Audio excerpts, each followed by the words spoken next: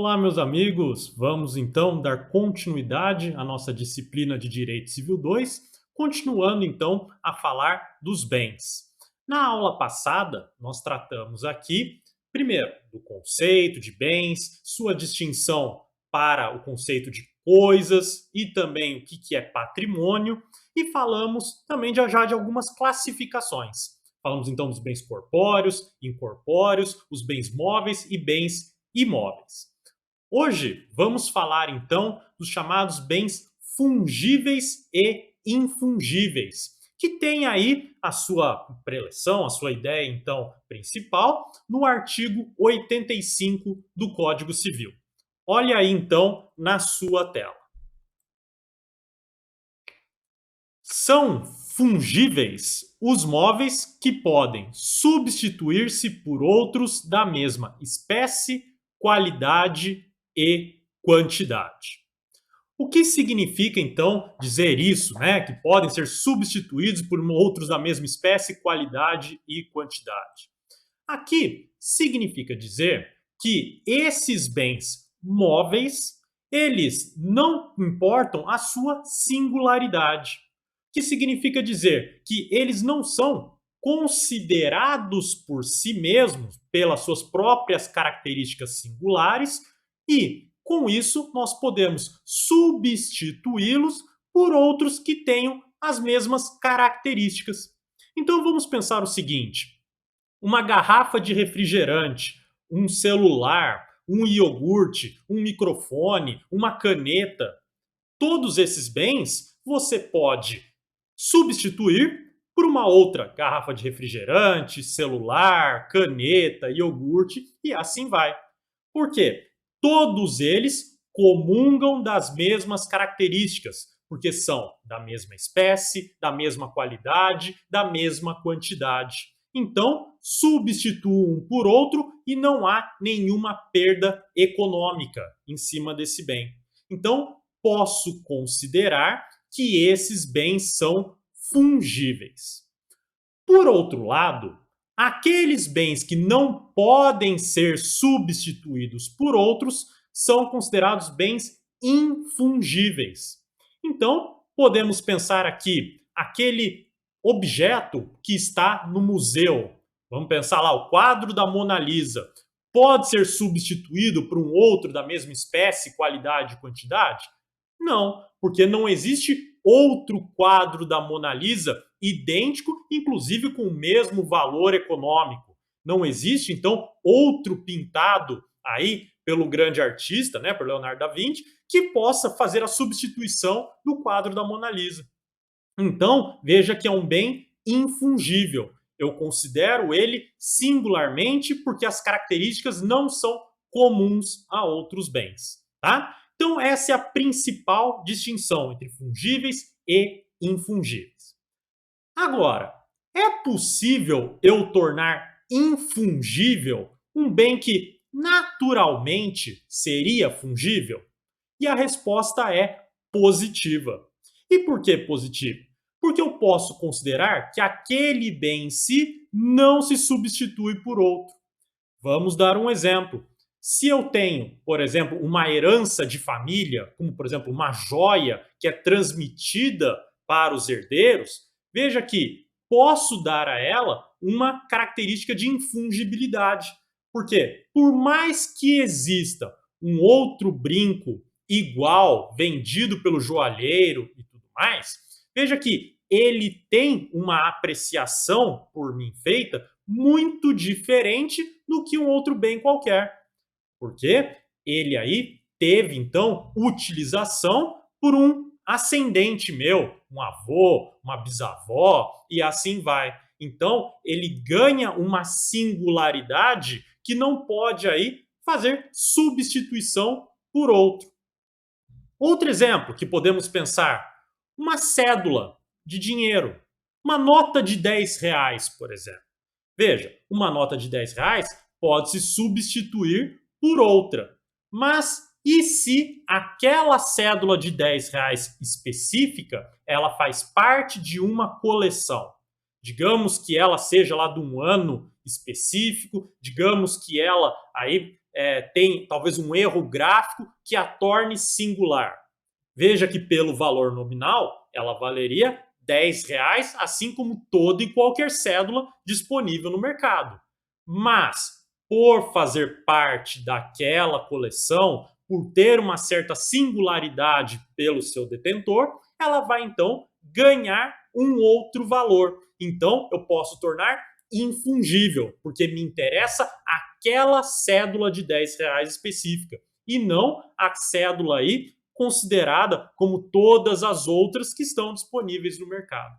Então, veja que um bem pode ser naturalmente infungível ou fungível, como eu posso dar a ele a característica de infungibilidade, a partir então das circunstâncias do caso. Pensando um outro exemplo, eu posso aí querer dar uma festa e quero colocar objetos de decoração. E eu faço então um contrato aí de empréstimo para alguém me emprestar esses objetos de decoração, como por exemplo, aí cestas de frutas, vinhos e tudo mais. Esses objetos, esses bens, deveriam ser fungíveis. Mas como eles são considerados aí singularmente, são considerados pelas suas características, pode ser dado a eles uma característica, uma ideia de infungibilidade. Bom, então veja aí que essa é a distinção que nós podemos ter entre bens fungíveis e infungíveis. Agora, no artigo 86, nós temos uma outra classificação de bens, que são os bens consumíveis ou inconsumíveis. Olha aí na sua tela. Veja só, artigo 86. São consumíveis os bens móveis cujo uso importa destruição imediata da própria substância, sendo também considerados tais os destinados à alienação. Então veja que aqui nós temos duas situações em que a legislação considera os bens consumíveis. Mas ainda assim, precisamos aqui tomar cuidado que há uma classificação doutrinária para poder fazer a distinção entre essas espécies de bens consumíveis. Primeiro, bens consumíveis de fato são aqueles que, portanto, quando há utilização, há sua destruição imediata. Então, vamos dizer, a garrafa lá de refrigerante. Quando eu tomo refrigerante, eu consumi, houve a destruição imediata da própria substância em si. Logo, é um bem consumível de fato, tá? Então, bens consumíveis de fato são aqueles que importa a destruição imediata da própria coisa. Agora, existem aqueles que são adquiridos, são de propriedade de alguém, mas eles já têm a finalidade própria de serem alienados. Então, por exemplo, se eu tenho uma loja e eu estou vendendo, por exemplo, um veículo, veja que este veículo, ele é então já posto, é destinado à alienação. Logo, ele é juridicamente consumível, ou seja, um bem consumível por direito, de direito, tá? Então, um bem consumível de direito. Então, veja que o veículo em si, um carro, ele seria inconsumível. Por quê? Eu posso me utilizar reiteradamente desse veículo sem que importe a sua destruição imediata. Então, veja, a deterioração desse veículo, com certeza, mas veja que não é imediata, né? Aos poucos esse veículo vai então se deteriorando e perdendo seu valor econômico com o uso. Mas veja que ele aqui, né, ele é inconsumível para fins legais na situação de bens consumíveis de fato.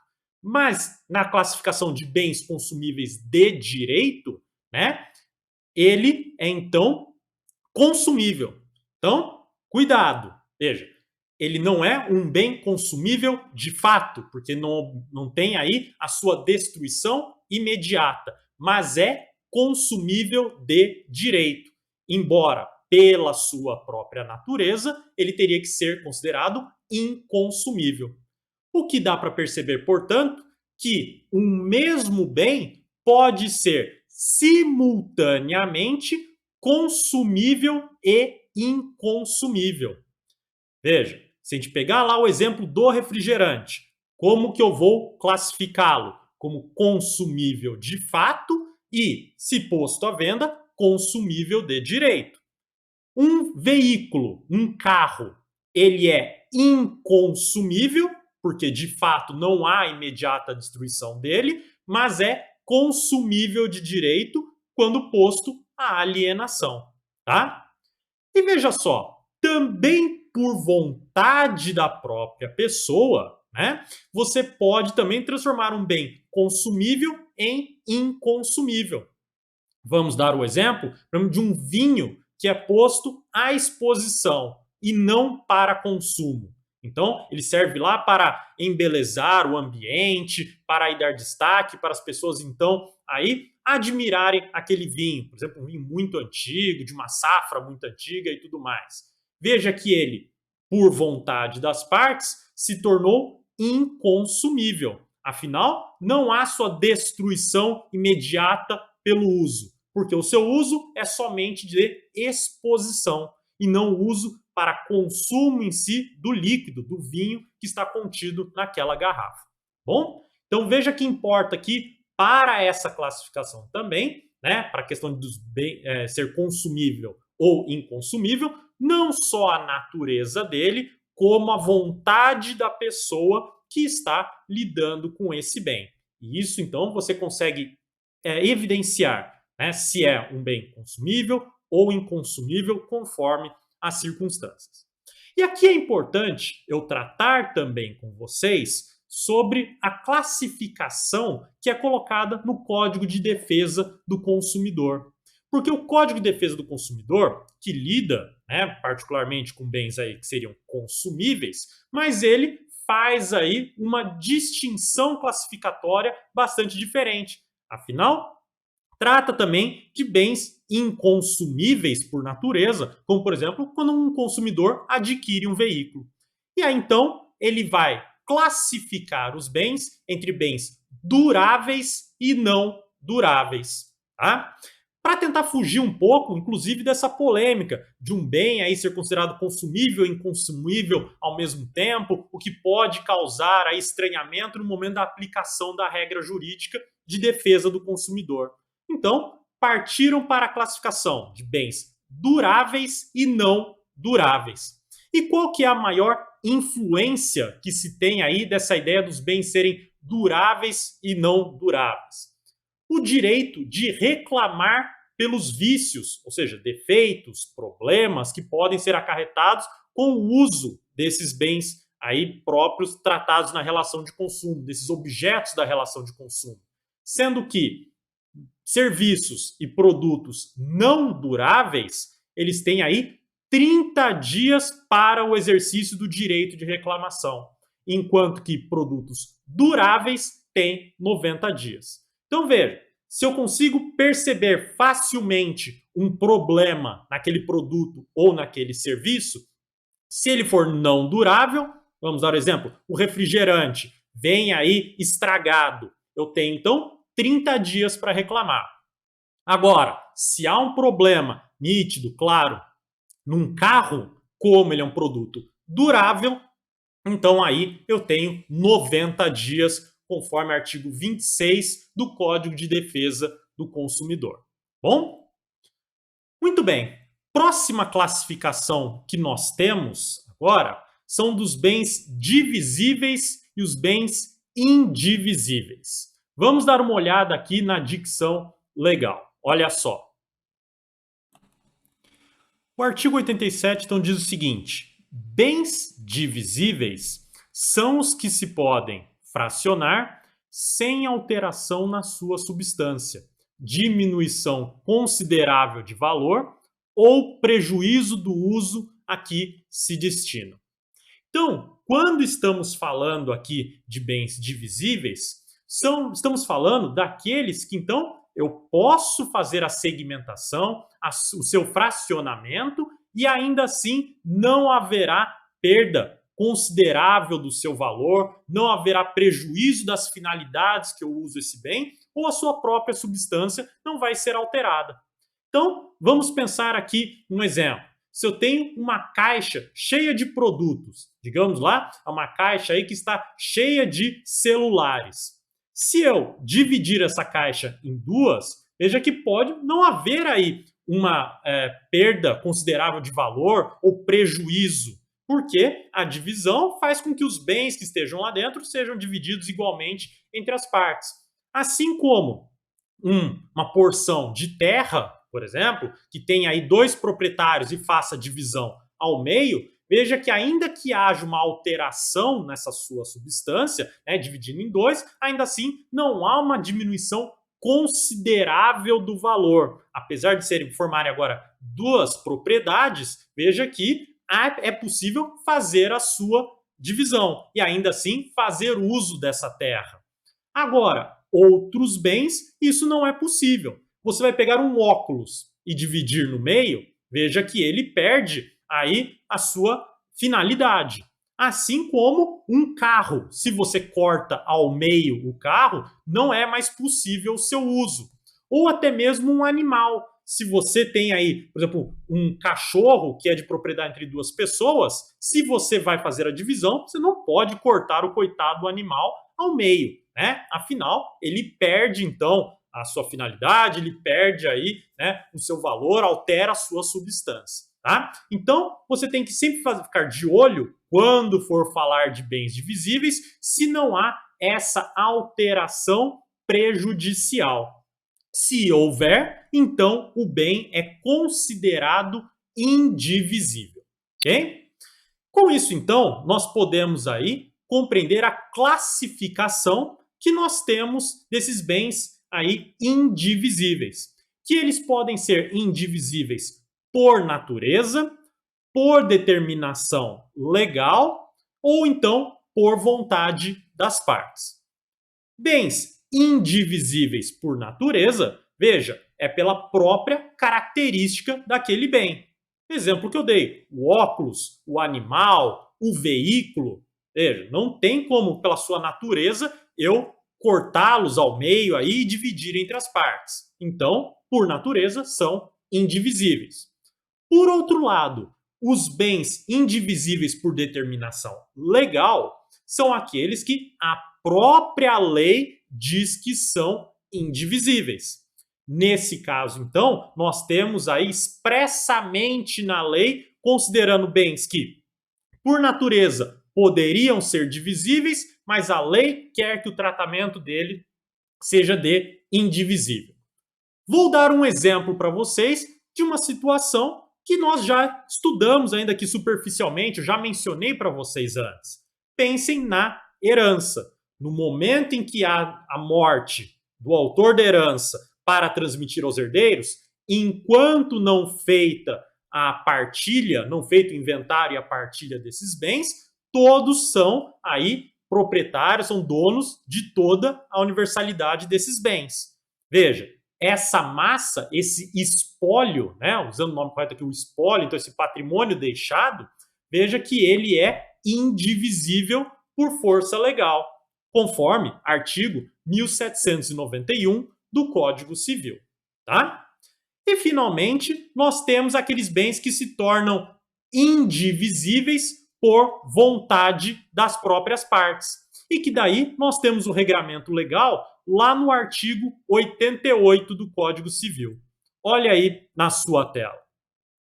Os bens naturalmente divisíveis podem tornar-se indivisíveis por determinação da lei, como já falei para vocês, ou por vontade das partes. E aí, veja só, né? Quando estamos falando, então, desses bens aí que podem se tornar indivisíveis por vontade das partes, elas, então, celebram um negócio jurídico e determinam, por elas mesmas, que aquele bem será indivisível. Então, podemos pensar aí numa porção de terra, podemos pensar aí, então, até vamos dizer, vamos dizer assim, uma barra de chocolate, por exemplo, que poderia ser divisível e que daí as partes desse negócio jurídico falam, olha, não pode haver segmentação, fracionamento desse bem. Ele tem que ser aí considerado por inteiro para essa nossa relação jurídica. Bom, então, 3 hipóteses aí de classificações de bens indivisíveis. Bom, vamos então para a próxima classificação aqui, que é a consideração dos bens singulares e coletivos, que são tratados então nos artigos 89 a 91 do Código Civil. Vamos então olhar aqui o artigo 89. São singulares os bens que, embora reunidos, se consideram de per si independentemente dos demais. Vamos entender então o que significa isso que está falando na dicção legal.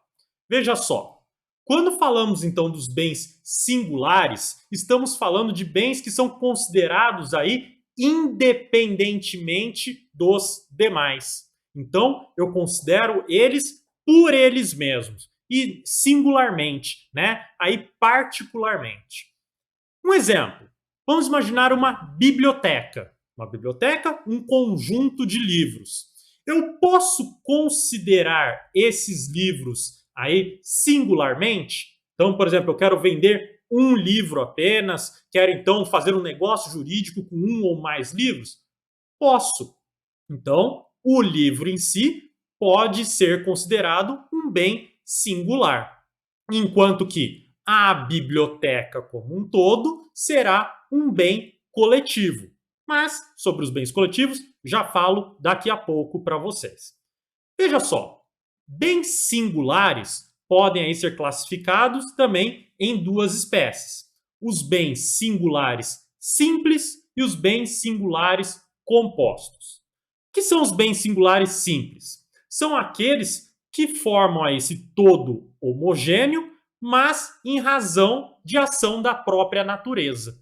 Então a gente tem um exemplo, uma árvore, um animal, que veja, ele tem a sua composição feita aí por ação da própria natureza. Então a árvore aí tem a raiz, tem o caule, tem os ramos, tem as folhas, as flores, que eu poderia considerar aí cada pedaço deles aí um bem singular. Mas eu considero esse todo como um bem só, porque forma um todo homogêneo por ação da própria natureza. Por outro lado, temos também os bens singulares compostos, que formam esse todo homogêneo, né? Aí eu até, melhor dizendo, até heterogêneo, né? Porque a gente junta diversas coisas pela própria ação humana. Então veja que aqui há uma união artificial de vários bens singulares para formar um bem singular só. Então imagine o relógio. Um relógio feito por diversas peças aí, diversos mecanismos próprios. Eu poderia considerar cada uma daquelas peças um bem singular. Mas eu considero também o relógio em si um bem singular só. Então, como houve aí intervenção humana, houve aí o artifício humano, então eu falo que esse é um bem singular composto.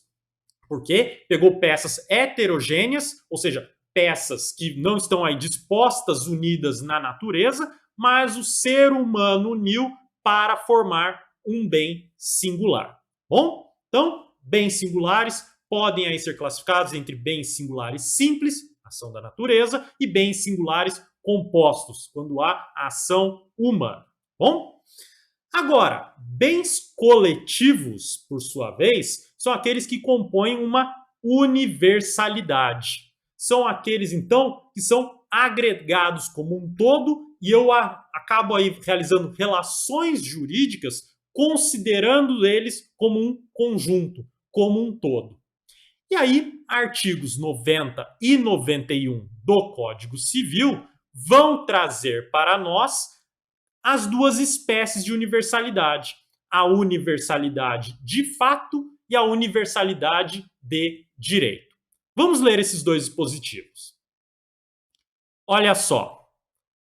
Constitui universalidade de fato a pluralidade de bens singulares que, pertinentes à mesma pessoa, tenham destinação unitária. E o parágrafo único dizendo o seguinte, que os bens que formam essa universalidade podem ser objeto de relações jurídicas próprias. Então, veja aí o exemplo que eu dei para vocês da biblioteca. A biblioteca é uma universalidade de fato. E por que uma universalidade de fato? Porque ela é uma pluralidade de bens singulares. Então eu tenho aí esses vários bens considerados em conjunto que formam a biblioteca. Então, eles aí tratados coletivamente podem ser objeto de uma relação jurídica própria. Vamos pensar aqui, por exemplo, se eu resolvo alienar a minha biblioteca aqui atrás, eu posso vender coletivamente todos os livros? Está à venda a biblioteca? Posso. E com isso, então, alguém pode adquirir, é um bem coletivo, uma universalidade de fato. Agora, se eu quiser vender um livro só, posso? Parágrafo único. Posso sim, né? Então, o bem singular também pode ser objeto de uma relação jurídica própria, tá? E isso nós podemos pensar aí em outro exemplo. Podemos pensar uma frota de carros que é vendido, um rebanho, né, de gados que pode ser vendido, e assim vai. Agora, nós temos a segunda classificação da universalidade, que é a universalidade de direito, que está no artigo 91. Olha aí na sua tela. Constitui universalidade de direito o complexo de relações jurídicas de uma pessoa dotadas de valor econômico. Aqui então, veja, nós temos, portanto, uma situação diferente, porque estamos falando então de um complexo de relações jurídicas, né? Então a gente está falando aqui de relações de direito que não precisam ser compostas por objetos materiais, corpóreos. Então você pode pensar num direito, por exemplo, de crédito que uma pessoa tem. É um bem corpóreo? É um objeto material? Não é, mas pode constituir parte integrante de uma universalidade de direito de uma pessoa. O patrimônio, né, direito patrimonial de uma pessoa, o patrimônio dela é uma universalidade de direito. Por quê? Composta não apenas de bens materiais, como também aí de direitos que não têm materialidade, como um direito de crédito a receber, assim como a herança, né, os bens deixados aí, o espólio de alguém, também pode ser considerado uma universalidade de direito. A massa falida, então, quando uma pessoa jurídica vai à falência, essa falência, então, é composta da universalidade de direito, bens materiais, créditos que essa pessoa jurídica tinha para receber e que devem ser levados em consideração no plano todo aí da falência, né, do processo de falência, assim como tantos outros exemplos que nós podemos ter no nosso ordenamento. Bom, muito bem. Visto então essa outra classificação, podemos ir para a próxima. E agora a gente vai falar então dos bens reciprocamente considerados. E que os bens reciprocamente considerados é, na verdade, a divisão entre bens principais e bens acessórios. O que significa dizer isso? Significa dizer que nós temos então bens que são considerados na sua estrutura por si só, que existem de forma abstrata ou concreta, como aqueles acessórios que a existência vai supor a do principal. E isso que eu estou dizendo para vocês está muito claro no artigo 92 do Código Civil. Olha aí na sua tela. Principal é o bem que existe sobre si, abstrata ou concretamente. Acessório, aquele cuja existência supõe a do principal. Então veja, os bens principais, eles possuem autonomia estrutural, né? Eles existem por si só. Por outro lado, os acessórios, para existirem, tem que ter aí o principal com eles. E nós podemos pensar, então, aqui em alguns exemplos, né? A árvore, que é aí incorporada ao solo, a edificação que é incorporada ao solo, são bens aí acessórios que acompanham o principal. Então, se você faz a alienação daquele imóvel, você está alienando junto essa árvore, junto a essa edificação.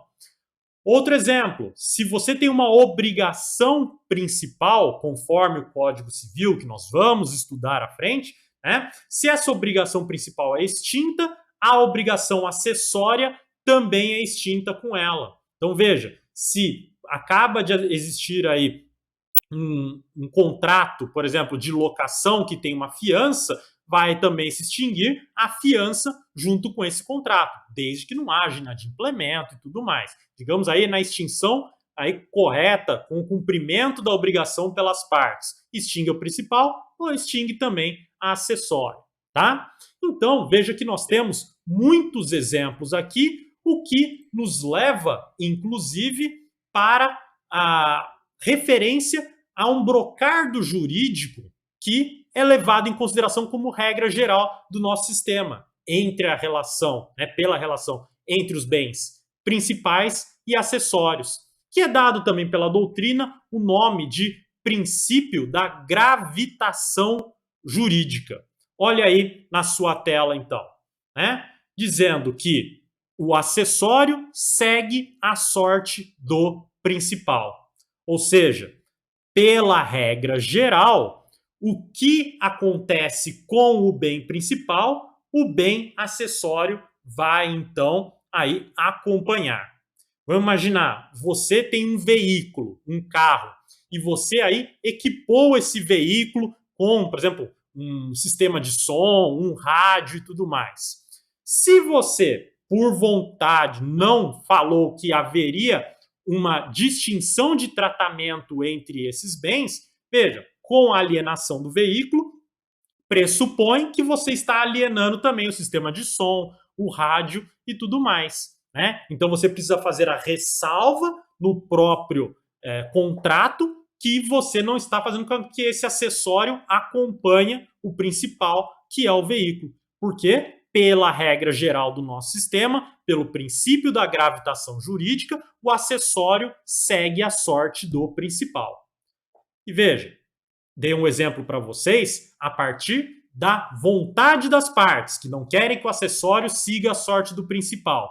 Mas pode acontecer, obviamente, da própria legislação, e isso ao longo do curso nós vamos perceber que a legislação também tem algumas situações, algumas circunstâncias que ela expressamente diz que o acessório não acompanhará o principal. Bom? Muito bem. Dito isso, então, nós temos aqui algumas espécies de bens acessórios, alguns expostos na própria lei, outros aí com construção doutrinária. Vamos começar pelo primeiro que tem na lei aqui, que são as pertenças, né? Que está lá no artigo 93. Olha aí na sua tela. São pertenças os bens que, não constituindo partes integrantes, se destinam de modo duradouro ao uso, ao serviço ou ao aformoseamento de outro. Veja que nós já demos um exemplo de pertença aí, né, mas para bens imóveis, quando a gente falou daquela classificação de bens imóveis por acessão intelectual. E aqui eu quero dar exemplos para vocês de bens móveis que são considerados aí pertenças, que são então acessórios. Veja, temos aí vários exemplos possíveis. Podemos pensar aí na moldura de um quadro, o ar-condicionado que é colocado numa sala de aula, o maquinário que é empregado na indústria, dentre tantos outros exemplos possíveis. Veja, todos bens móveis aí que não constituem parte integrante do bem principal, né? Mas que vão aí se destinar de modo duradouro para uso, para o serviço ou até mesmo aformoseamento de outro. Então, se eu coloco uma moldura bonita num quadro, veja, não só serve para proteger a pintura, como também para embelezar ainda mais o bem. Mas veja, coloco ele de modo duradouro, mas não constitui parte integrante em si daquele bem, né, do bem principal. Eu posso, então, destacá-lo se eu quiser. Bom? E aí, então, é interessante que nós já falemos também, aproveitando, falamos do que são essas tais de partes integrantes. E partes integrantes são, então, bens acessórios que são desprovidos de existência material própria. O que significa isso? Que podem, assim, manter a sua identidade, né, quando unido ao bem principal, mas eles, por si só, não têm aí uma existência própria que possa ser, vamos dizer, juridicamente considerada. Um exemplo que a gente tem, por exemplo, são lâmpadas de um lustre, ou então as rodas de um automóvel. Veja, eles integram o bem principal, o automóvel, o lustre, e que, sem eles, não há até utilidade para o bem principal. Eles fazem, então, são partes integrantes, são essenciais para o bem principal. Bom, então veja como é diferente das pertenças. As pertenças não são partes integrantes porque você une, agrega ao bem principal para aumentar o uso, o serviço, o aformoseamento desse bem principal. Mas você pode destacá-lo, ainda que esteja lá de modo duradouro. As partes integrantes, por sua vez, se confundem no fim com o próprio bem principal, porque são necessárias, inclusive, para a sua utilidade. Bom, com isso, podemos ir então para o artigo 94, que fala aí também das pertenças, que tem regra importante. Olha aí na sua tela. Os negócios jurídicos que dizem respeito ao bem principal não abrangem as pertenças, salvo se o contrário resultar da lei, da manifestação de vontade ou das circunstâncias do caso. Tá? Então veja que aí as pertenças, por não serem partes integrantes, elas então não estão aí agregadas ao negócio jurídico. Então, se eu faço, por exemplo, a alienação de uma indústria, não significa que essa indústria estará acompanhada do maquinário. Eu preciso, no contrato, especificar que não só estou fazendo a alienação da indústria, como também de todo o maquinário que está dentro dela. Se eu estou fazendo a venda da pintura, veja, eu tenho que também colocar lá que a moldura está também sendo considerada. Salvo se, veja, como fala o próprio artigo 94, a lei já diz que essas pertenças vão acompanhar, que também, ou então também, as circunstâncias do caso já façam dar a entender que está sendo aí alienado não só o bem principal, como também o acessório, essas pertenças. Tá bom? Muito bem. Podemos aí ir para a próxima classificação, tá? Vamos então aqui falar agora dos frutos que estão lá no artigo 95, tá? Olha aí na sua tela. Apesar de ainda não separados do bem principal, os frutos e produtos podem ser objeto de negócio jurídico. Veja, quando eu estou falando de frutos, eu estou falando daqueles bens acessórios que são originados periodicamente do bem principal, mas não há qualquer diminuição na substância ou quantidade desse bem principal quando da sua separação. Então veja, eu tenho aí então originando um determinado bem móvel daquele, melhor dizendo, um bem acessório daquele bem principal, mas o bem principal em si não está deteriorando, não está sendo prejudicado pelo surgimento desses frutos. E aqui, mais fácil exemplo disso que nós temos é, por exemplo, uma árvore que origina frutos. Uma macieira, por exemplo, que solta maçãs. Veja, A árvore destaca o fruto, mas ela não é deteriorada com o destacamento daquela fruta. Ela vai continuar existindo e podendo produzir novos frutos, tá bom? E daí então, nós temos algumas classificações aí desses frutos. Olha só então na sua tela. Veja só, nós temos uma classificação quanto à origem e quanto ao estado que se encontra. Primeiro, frutos, quanto à origem, podemos classificar entre naturais, industriais ou civis, também chamados de rendimentos. Os frutos naturais são aqueles que são derivados da própria força da natureza. E daí é o exemplo que eu dei para você. O fruto das árvores, as crias dos animais, né? Então os filhotes dos animais. Então são frutos derivados da força da natureza. Por outro lado, frutos industriais são aqueles que são derivados da própria atividade humana. Então, a gente tem um exemplo mais fácil aqui, né? A mercadoria que é produzida por uma fábrica. Então, tudo aquilo que é produção lá da fábrica são os frutos industriais, tá? E os frutos civis? Aqui são os frutos que são derivados de uma relação jurídica, em que há então o uso de um bem por uma outra pessoa que não seja o proprietário. E aqui nós temos exemplos fáceis de frutos civis: os juros, os aluguéis, os dividendos. Então, pensa aqui comigo. Eu tenho um contrato de locação. Eu sou o locador, você é o locatário. Você tem que me pagar aluguel. Esse aluguel, veja, são frutos civis, porque são rendimentos que aquela coisa, aquele imóvel está me rendendo, que está então aí se tornando em benefício porque você está utilizando aquele bem meu, tá? Então, veja, é um fruto, um bem acessório que surge aí desse principal derivado do contrato de locação.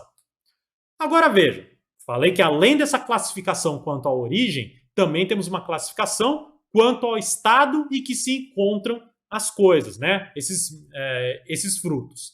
E daí nós temos, olha aí na sua tela, a classificação entre frutos pendentes, percipiendos, percebidos, estantes e consumidos. O jeito mais fácil de explicar todas essas classificações é com um grande exemplo aqui para vocês. Olha só.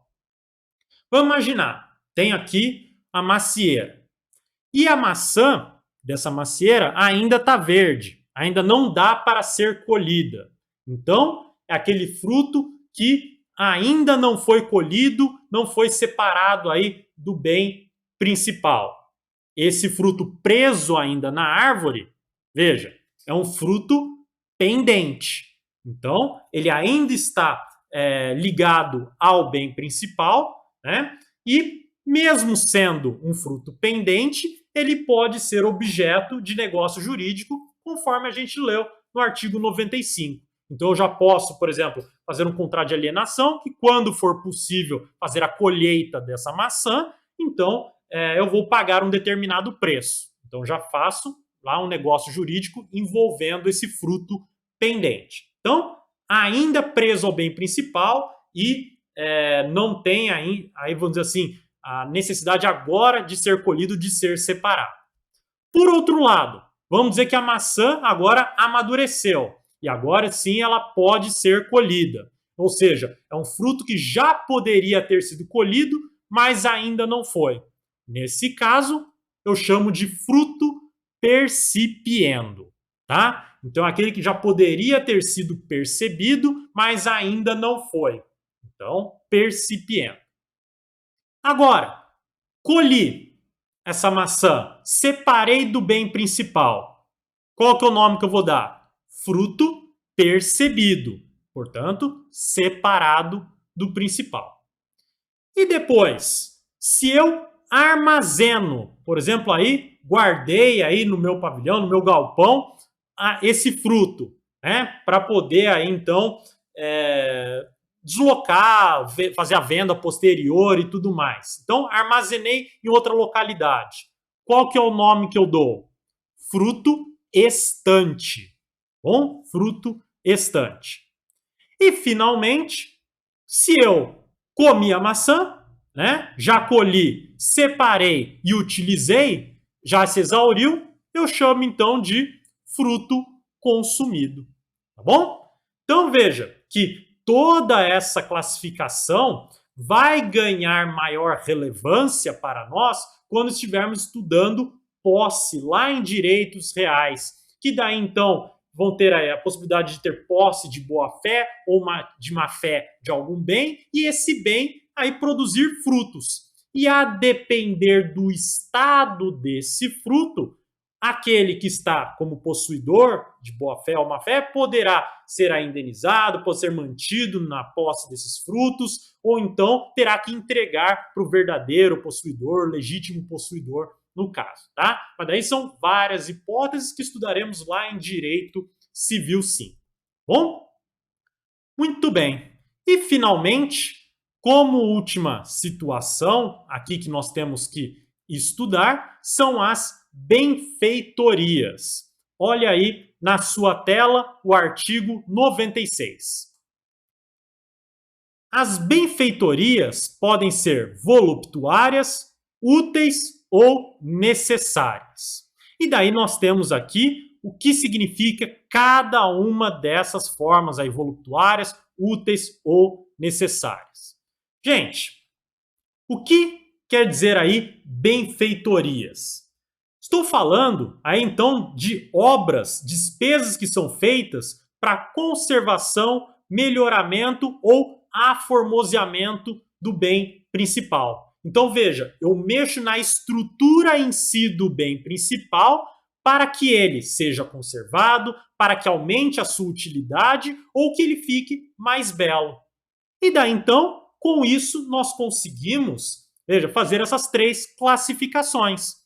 Voluptuárias, veja, são voluptuárias as de mero deleite ou recreio, que não aumentam o uso habitual do bem, ainda que o tornem mais agradável ou sejam de elevado valor.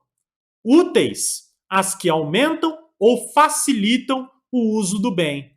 E necessárias, as que têm por fim conservar o bem ou evitar que se deteriore. Tá? Vamos dar exemplo de cada uma delas. Começando aqui pelas necessárias. Um exemplo, vamos dizer, reconstrução do piso de um imóvel. Ou então, reforçar a estrutura do edifício. E assim vai. Benfeitorias úteis.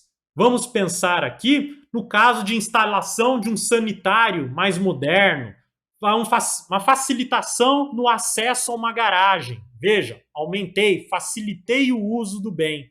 E voluptuárias, que servem para mero deleite ou recreio. Vamos pensar o exemplo na construção de uma piscina, coloco uma fonte de água na entrada da minha residência e assim vai, tá bom? Então, a gente tem aqui esses vários exemplos aqui para benfeitorias voluntárias, úteis e necessárias, ok? E aqui nós temos que falar do artigo agora 97, que diz que não se consideram benfeitorias os melhoramentos ou acréscimos sobrevindos ao bem sem a intervenção do proprietário, possuidor ou detentor. Esse dispositivo, gente, ele existe aqui para tentar cuidar da situação em que alguém faz uma intervenção no bem, independentemente da autorização ou até mesmo de qualquer intervenção daquele que é proprietário do bem, ou é possuidor, ou até mesmo detentor. E por que disso? Porque se ele faz uma benfeitoria e a legislação considera isso como benfeitoria, ele poderia, a depender do caso, pedir indenização pela benfeitoria feita ou até mesmo o levantamento dela. Se possível, ele pegar para si aquela benfeitoria que ele fez no próprio bem. Então, para aí proteger os direitos do proprietário, do possuidor ou do detentor do bem, esse artigo 97 vai dizer que se essa pessoa fizer aquilo que seria possivelmente uma benfeitoria ou melhoramento no bem, ou qualquer acréscimo em si, não será assim considerado e, portanto, não terá direito aí a essas indenizações ou então levantamento daquilo que foi feito, tá? É só uma questão de proteção e não confusão do papel de cada um em relação ao bem existente, ok? Para encerrarmos a aula, então, falar de uma última classificação que, além dos frutos, benfeitorias e também das pertenças e partes integrantes, temos também o produto. E o que é o produto? Veja, se os frutos são originários do bem principal, sem haver aí prejuízo, destruição parcial, né, ou então aí é uma diminuição desse bem principal, os produtos, por sua vez, nisso eles ocorrem. Então, aqui a gente tem uma situação em que o bem acessório vai deteriorando o bem principal. E a principal, até pela repetição, né? O principal exemplo que nós temos aqui são os minerais. Então, uma mina que você explora, quanto mais você retira os metais preciosos, as pedras preciosas e tudo mais você vai deteriorando esse bem principal. Então aí você tem produtos extraídos daquele bem principal. Bom, pessoal, era isso então que eu tinha para falar na aula de hoje com vocês. Na próxima aula continuamos e encerramos aí a análise dos bens, certo? Muito obrigado e até a próxima.